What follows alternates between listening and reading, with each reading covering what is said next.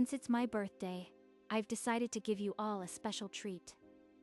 Leo, from now until midnight, you are my personal servant. Everyone, treat him like furniture. He's here to serve. A servant? How perfect! Leo, you heard her.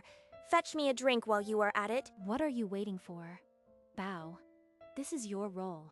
Number, I am done. What did he just say? Has he lost his mind? He turned and walked out through the school gates, a strange, serene smile on his face. The next morning, his desk was empty. No books, no bag, as if he had been erased from the world. By evening, his home was just as empty. Every drawer bare, every trace of him gone. He thinks he can just disappear? How pathetic. He'll come crawling back. They always do. But deep inside, a cold, unfamiliar feeling settled in Sarah's chest, as if she had lost something she never knew she had. But Sarah's cruelty had started long before that gala. 10 years earlier on this same playground, the first move was made. That's my swing now. Get off. Before Leo could react, she shoved him hard off the swing. The other children laughed as if it were just a funny game. Know your place. From now on, you are my errand boy. And so the routine began. By the next week, she had a new torture ready in the classroom. Carry these books. All of them. And don't you dare drop a single one. Just keep my head down. Don't give her the satisfaction. You are so useless. I don't know why I even bother keeping you around. He never said a word. He just walked home, his reflection in the darkening classroom window the only witness to the cracks forming inside. Dad always said to be strong. Maybe this is what he meant. Time did little to soften Sarah's cruelty. If anything, high school sharpened her attacks into a daily public spectacle. Oh, look what happened. My juice just slipped right onto your cheap shirt. You should be more careful. The hallway filled with mocking laughter. Leo stood still, refusing to wipe his face. He returned home in silence. The sting of her words long faded into a dull ache, but once the door closed, the mask came off. The real work began. While he pushed his body to the breaking point, Sarah lay in her lavish room, scrolling through messages, utterly oblivious. 100, 200. Keep going. One day this strength will carry me far from here. His muscles screamed, but he welcomed the pain. It was proof he was still moving forward. You still show up. Honestly, it's pathetic. Do you have any pride at all? But Leo's face showed nothing. Inside, the resolve grew colder and sharper with every passing night. But that was the past. The morning after the gala, Sarah woke to an unfamiliar quiet. He's just throwing a tantrum. By tomorrow, he'll be begging for my attention again. Go to his house? Please. I am not his mother. He'll come back when he's done sulking. This silence is annoying. He's never been this stubborn before. But as the afternoon dragged on with no message, irritation gave way to a crawling restlessness. Fine. I'll go see for myself. This is ridiculous. The front door was unlocked. Inside, every room was stripped bare. Not a single belonging remained. What the he actually left? How could he abandon everything? There's no way. He had nothing. Where could he even go? That night, sleep refused to come. The empty room replayed endlessly, and a cold unease clung to her like a shadow. A month passed in agonizing silence. Every lead had turned to dust. Sarah sat rigid in the investigator's office, her composure fracturing. I've run every check. No bank activity, no phone records, no border crossings. He might as well be a ghost. A ghost? He's a pathetic nobody. There must be something you are missing. I've been doing this for 20 years. I've never seen a disappearance this clean. He planned it. Planned it? Don't be ridiculous. He didn't have the spine for that. But even as she scoffed, a cold sliver of doubt pierced her gut. Then, what am I supposed to do? Just let him win. I am sorry. There's nothing more I can do.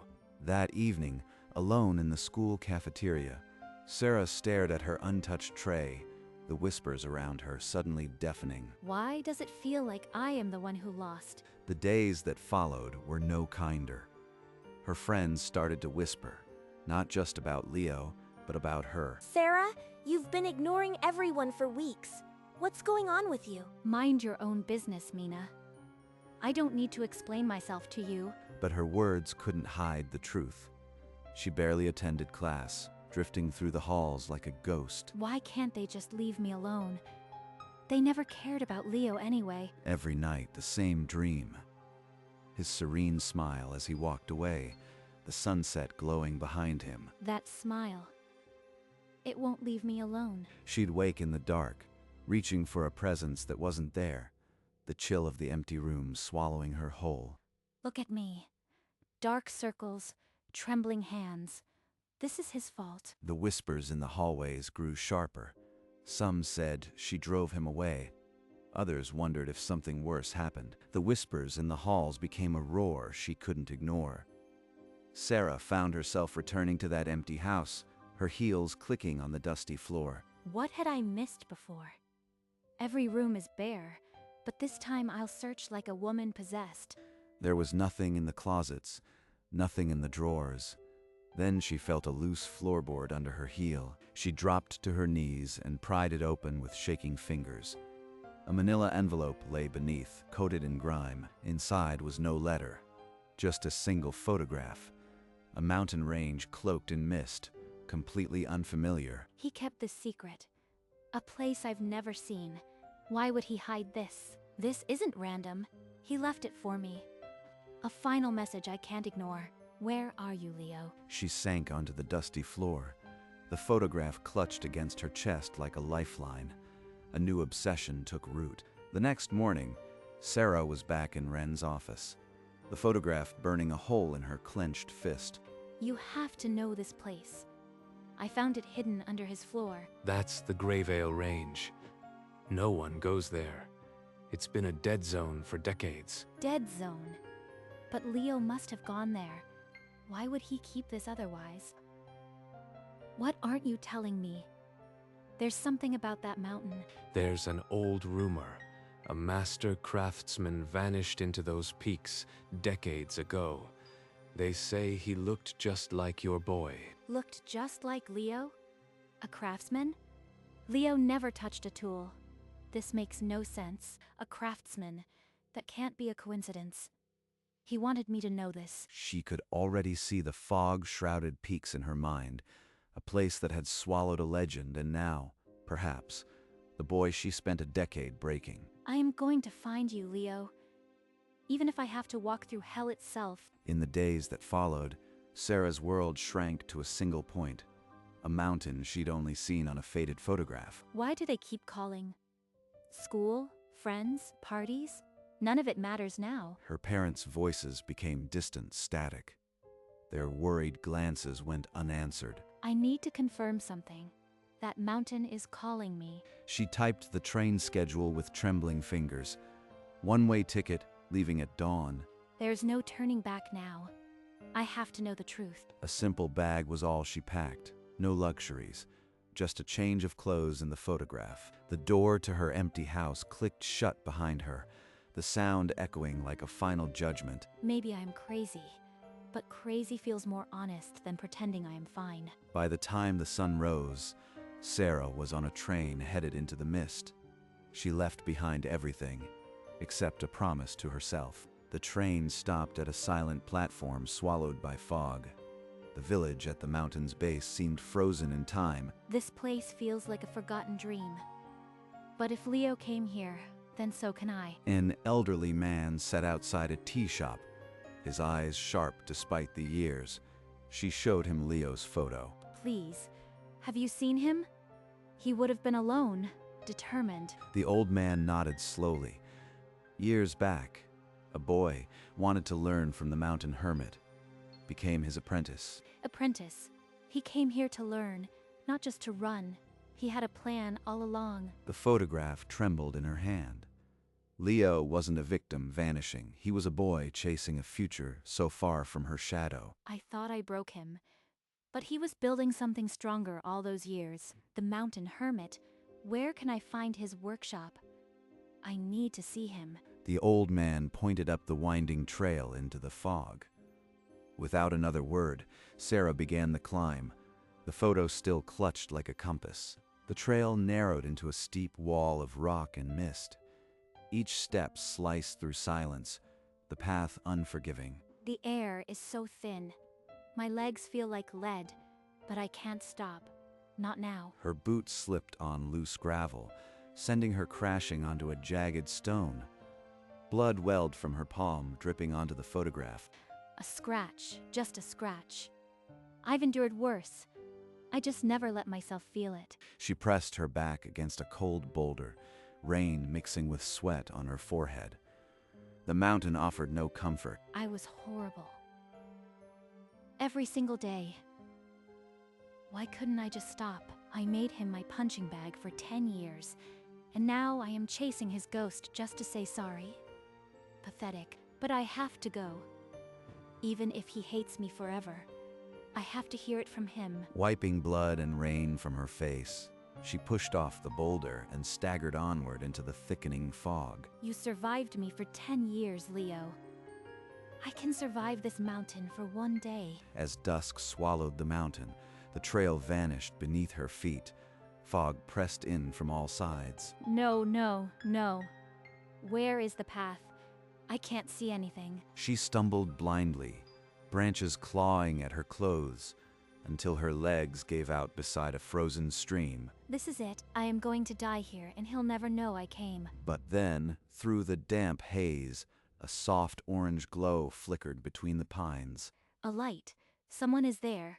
Could it be him? Summoning the last of her strength, she clawed her way toward that beacon, heart hammering. The trees parted to reveal a small wooden cabin, smoke curling from its chimney, tools resting against the walls.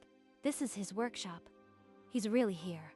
What do I do now? She crept to the window and through the dusty glass saw a figure moving inside, a ghost from her past made flesh. Sarah's frozen hand hovered before the door for an eternity.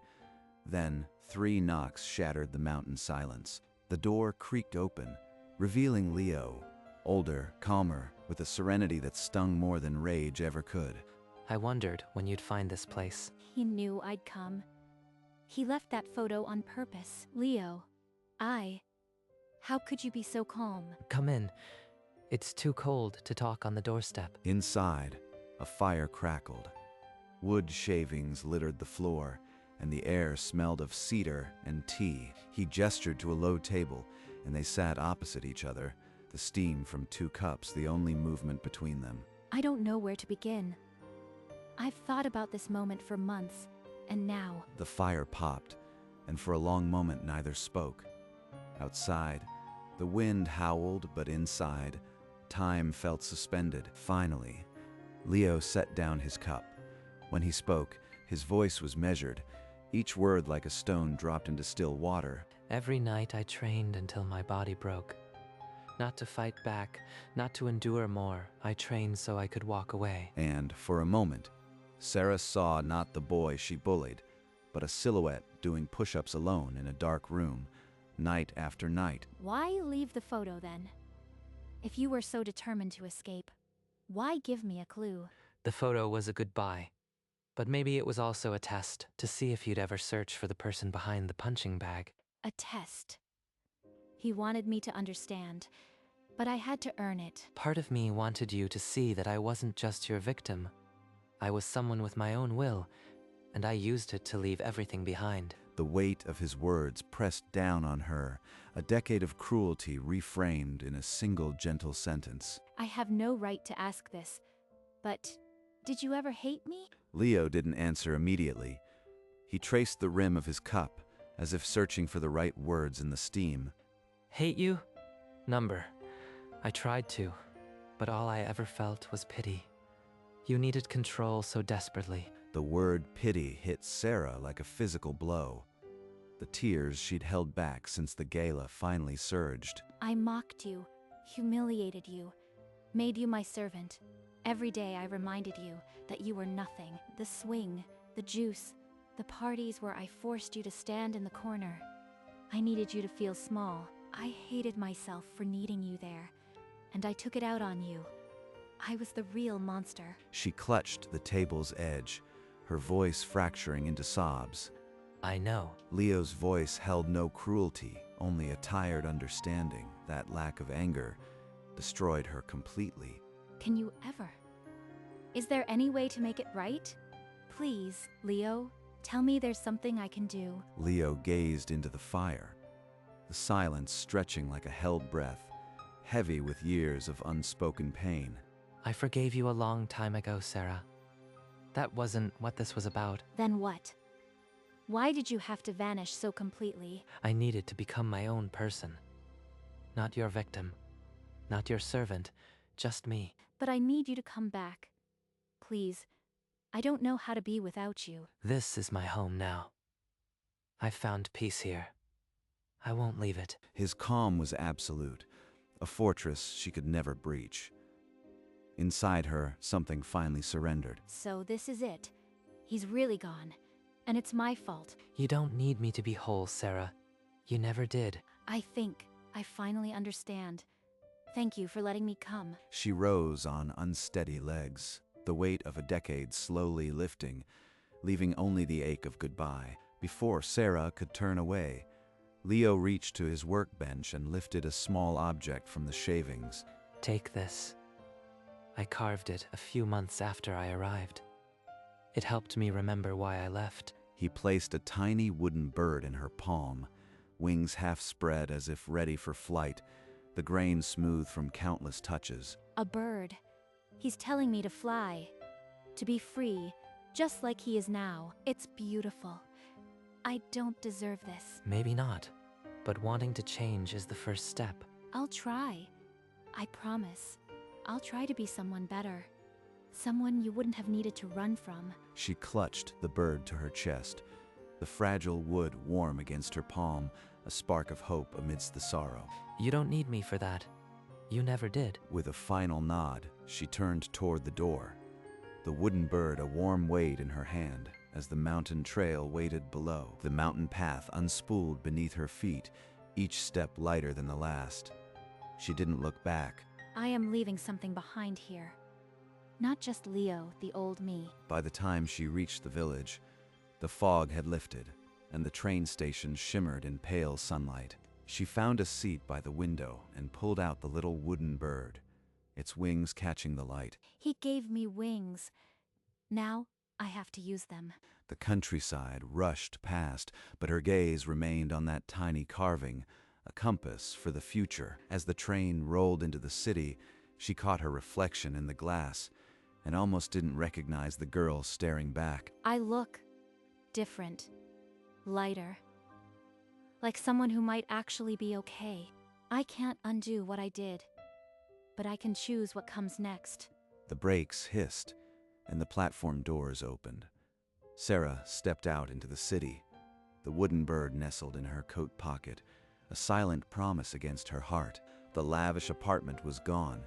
Instead, a small studio with a single window, and the little bird on a shelf. This is enough. I don't need the old life. She found work at a quiet library, shelving books and wiping dust, her hands now gentle but purposeful. I never knew peace could feel like this. Simple and quiet. Once, on a crowded street, Mina brushed past without a second glance, her designer bag bumping the girl in the simple coat. She didn't even recognize me. I suppose I am not the same person anymore. Every evening, she'd sit by the window, the little bird in her palm, tracing its smooth wings and remembering. Somewhere, Leo is doing the same. Carving, creating, being free. And for the first time, the thought didn't sting. It simply felt like a quiet truth. I am okay, I really am. Months later, Sarah stood before Leo's old house. A demolition notice hung from the rusted gate. This place will be gone soon. Just like the person I used to be. She knelt on the cracked stoop and placed the wooden bird gently in the corner, as if leaving an offering. The bird sat there, wings forever poised to fly, a silent farewell to a decade of pain. Goodbye, Leo. And goodbye to the girl who hurt you. She didn't linger. Turning on her heel, she walked away without once looking back. The demolition crew would come next week. But by then, the only thing left would be that tiny wooden bird, but its wings would still be stretched toward the sky, as if ready to take flight at any moment. I am not that girl anymore. I am finally free. And somewhere, on a misty mountain, a craftsman set down his chisel, a serene smile gracing his weathered face. Inside the workshop, the fire had dimmed to embers.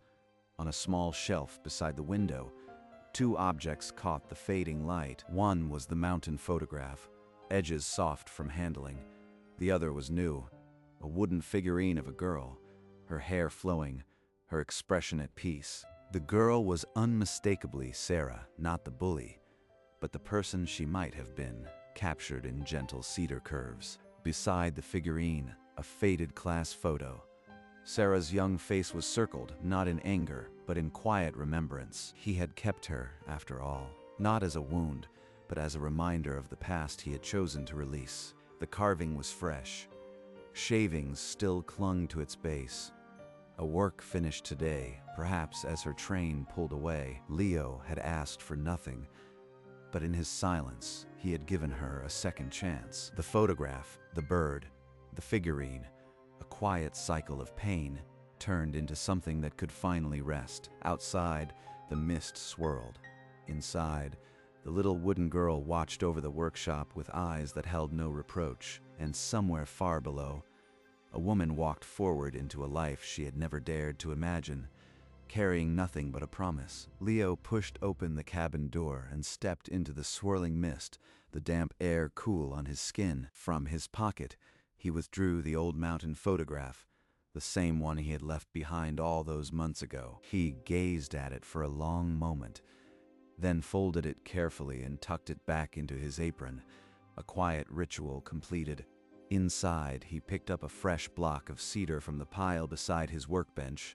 With practiced ease, he set the chisel and began to carve, the rhythm of his hands a familiar, grounding song. Outside, the fog rolled thicker, swallowing the cabin in a soft, impenetrable silence. Inside, the only sounds were the gentle scrape of the blade and the occasional pop of dying embers. The photograph rested once more on the shelf, its edges curled, its silence a testament to a closed chapter. A faint, content smile graced Leo's weathered face as his hands shaped the wood, as they had done 1,000 times before, and the mist-covered mountain stood eternal, holding its secrets close as a master craftsman carved his piece into the world.